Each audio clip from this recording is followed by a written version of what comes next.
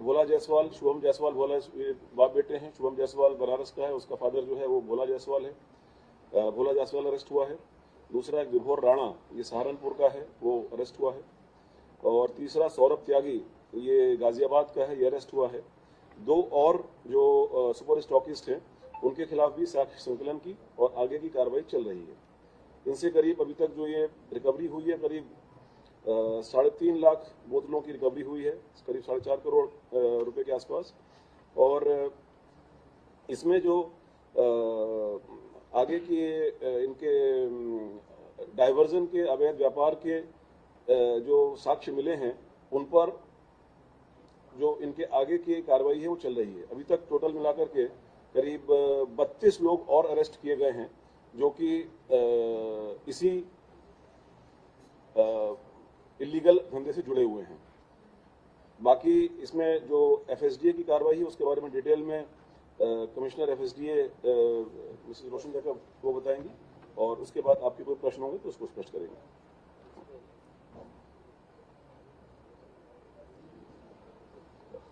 हमारे एफएसडीए के विभागीय मंत्री जी, माननीय मुख्यमंत्री जी के निर्देश ये था, सख्त निर्देश ये था विभाग के लिए कि नारकोटिक श्रेणी की दवाइयां और कोडीन युक्त कफ सिरप, इसकी अवैध डाइवर्शन की विधिवत जांच और कार्रवाई किया जाए।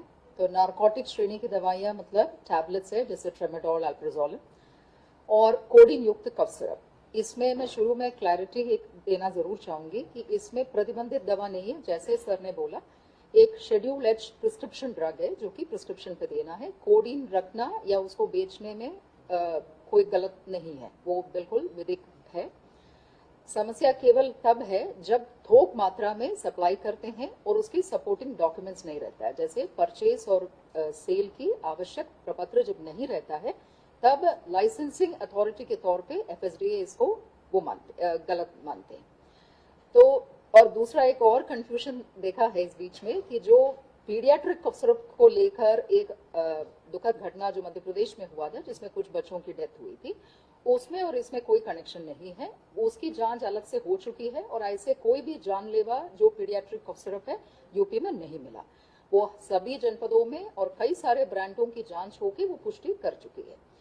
अब कोडीन वाले में जैसे मैंने कहा, लाइसेंसिंग अथॉरिटी होने के नाते विभाग की जिम्मेदारी ये था कि जो होलसेलर्स को लाइसेंस देती है उनके द्वारा शर्तों के पालन किया जा रहा है कि नहीं, और जो वो माल प्रोक्योर कर रही है उससे संबंध में उनके पास परचेस और सेल के पेपर्स है या नहीं, इसी की पुष्टि करने के लिए विभाग के अधिकारियों को निर्देश दिया।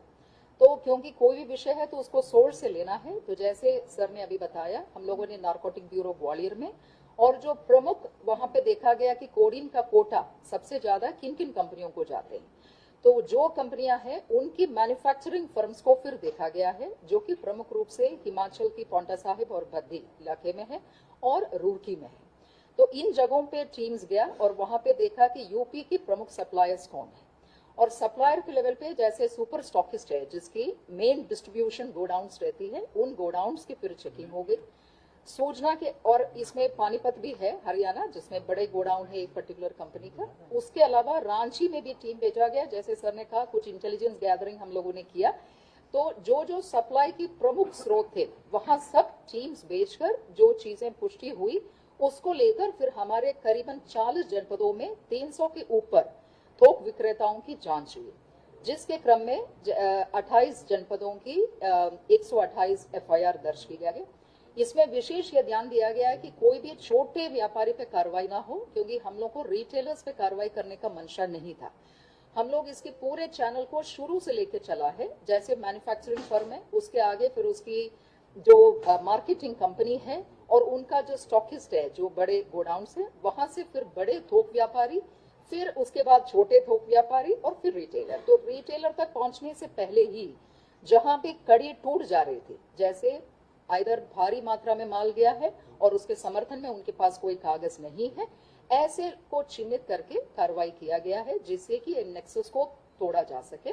और इसमें जो नेटवर्क्स आए, जैसे सर ने कहा, प्रमुख रूप से जैसे जनपदें आप लोगों को मालूम है, बनारस और उसके बाद गाजियाबाद, फिर कानपुर, लखनऊ, ये प्रमुख नोड्स के तौर पे निकल आई है, जिस पर फिर हम लोगों ने कार्रवाई किया है। जो कंपनीज थी जिन्होंने मैन्युफैक्चरिंग किया है, हालांकि मैन्युफैक्चरिंग कंपनी के भी इसमें ऐसा नहीं कहा जाएगा कि दवा बनाना कोई गलत है, मगर जिनके स्ट्रीम को जांचा गया है वो एबॉट कंपनी की फेंसिडल सिरप है। फेंसिडल और न्यू फेंसिडल दो नाम से एबॉट कंपनी की सिरप है, और दूसरा है एस्कॉफ नाम से लेबोरेट कंपनी की सिरप है। फिर एक 3B है, 3B कंपनी जिसका बायोहब नाम से जो मार्केटिंग चेन है इथिका, उसकी भी जांच, बायोहब कंपनी भी, उसकी भी जांच हुई। और लास्ट में है आरपाइक और इथिका जिसकी हेडक्वार्टर लखनऊ थी, और उनमें भी ग्लोबिन और शुभम नाम से दो कंपनियों से जो माल बनाया गया है, जिन्होंने इथिका ने डिस्ट्रीब्यूट किया। ऐसे 4 प्रमुख चैनल्स को हम लोगों ने देखा। इन चारों चैनल में जो भी वायलेशन बड़े पैमाने पे मिला है उसी पे कार्रवाई किया।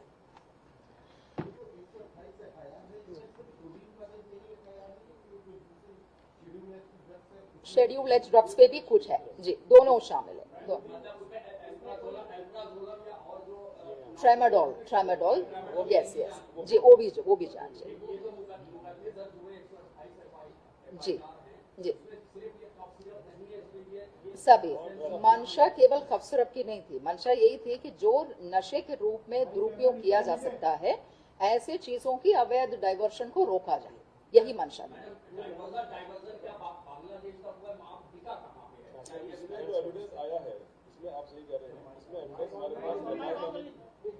एविडेंस जो आया है इसमें एविडेंस में हम लोग फर्दर इन्वेस्टिगेट कर रहे हैं, लेकिन फिर भी हमारे पास नेपाल जाने का और बांग्लादेश जाने के एविडेंस आए हैं।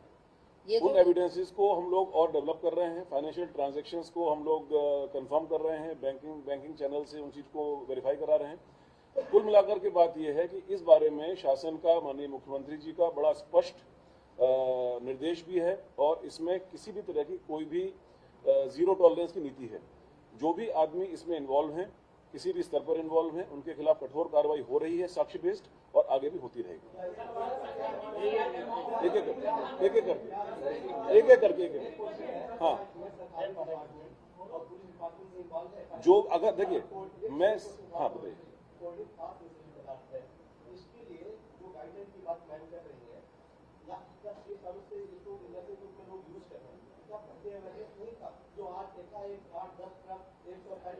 ये तो देखिए ऐसा है ना, ये तो वाली बात हुई। अगर इस जो ड्रग जो है वो अपने आप में एक उसका जो मिसयूज है, जो उसका अवैध रूप से जो इलीगल डाइवर्जन है, दैट इज क्रिमिनल। जो इस विषय में 2023-24 में भी एफएसडीए और एसटीएफ द्वारा संयुक्त रूप से कार्रवाई किया था, जिसमें ये फेंसिडल सिरप पे खूब कार्रवाइयां हुआ था। इस बार एक बृहद स्वरूप में और बिल्कुल सोर्स से ही। एक सेकंड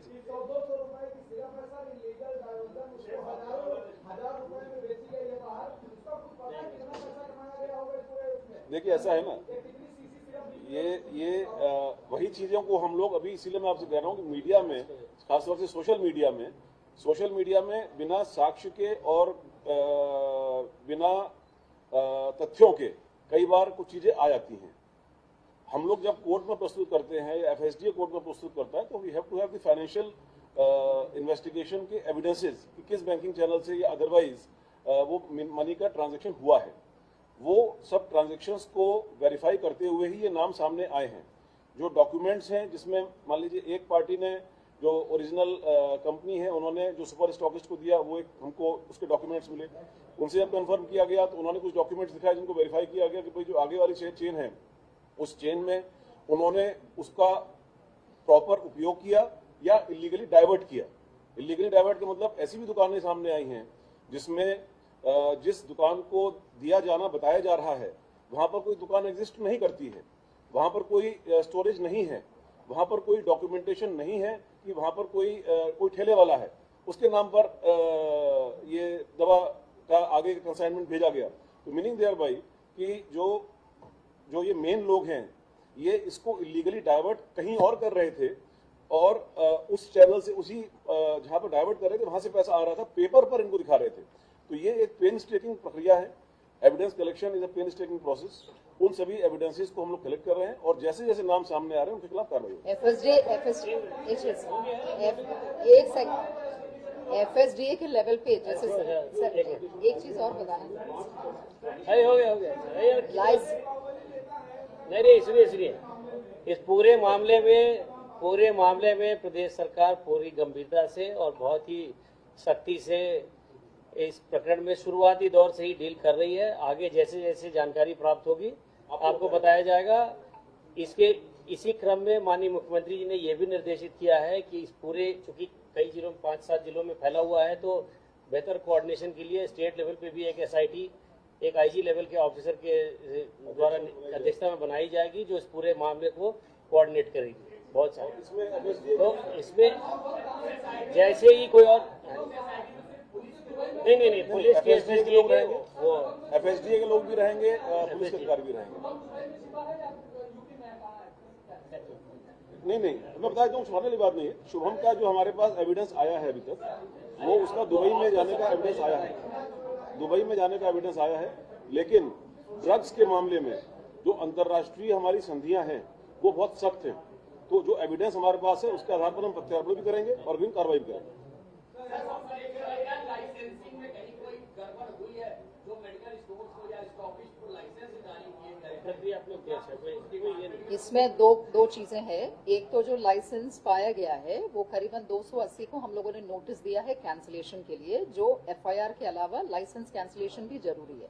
मगर वो ड्रग एक्ट के तहत नोटिस देके और स्पीकिंग ऑर्डर से खारिज होना होता है, तो वो प्रक्रिया भी चल रही है। सभी को नोटिस दिया, कैंसिलेशन होगा। विभागीय अधिकारियां, कुछ लोगों ने अच्छा भी कार्रवाई किया है और कहीं पे जो लापरवाही या संलिप्तता पाया गया है वो भी घटा है और माननीय मुख्यमंत्री जी की तरफ से उस पर भी कार्रवाई। विभागीय मंत्री जी को सारा चीज प्रस्तुत किया जाएगा। जी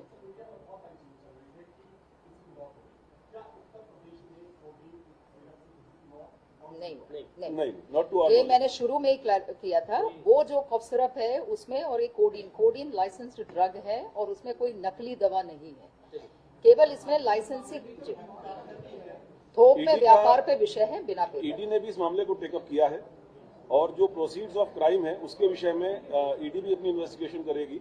लेकिन कतिपय सोशल मीडिया पर जो तथ्यहीन बातें, आधारहीन बातें और इन्वेस्टिगेशन को इन्फ्लुएंस करने वाली बातें आ रही हैं, इस चीज को रिपीट कर दिया जाए। हाँ, मतलब इसमें इसके बाद यूपी में इसके बारे में मैं कहना चाहूंगा कि इसके बारे में ऑलरेडी SIT का गठन हो ही गया है।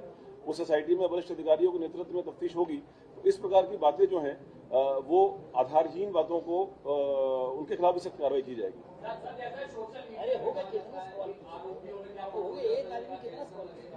अब ये इसके बाद ये कोई क्वेश्चन नहीं है। जैसे जैसे पता चले आपको बता दिया।